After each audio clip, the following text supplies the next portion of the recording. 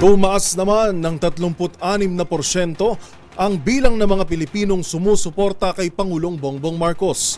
Batay sa pinakahuling datos mula sa Okta Research, ito ay 5% na mas mataas kumpara sa naitalang numero nitong unang quarter ng taon.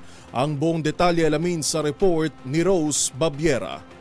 Tumaas ang bilang ng mga Pilipino na nagsasabing sila ay pro-Marcos, habang bumaba naman ang mga pro-Duterte sa ikalawang quarter ng taon, batay sa pinakahuling survey ng Okta Research.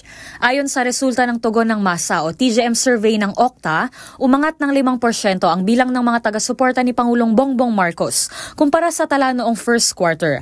Mula sa 31% noong Marso ay pumalo ito sa 36% ngayong Hunyo.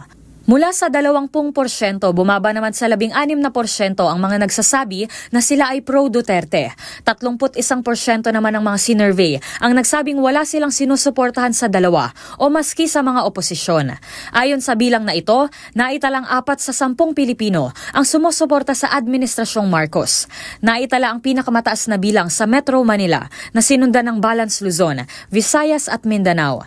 Samantala, 40% ng mga kabilang sa socio-economic class ABC ay kinikilala rin ang mga sarili na Marcos supporters, 37% mula sa class D at 25% mula sa class E.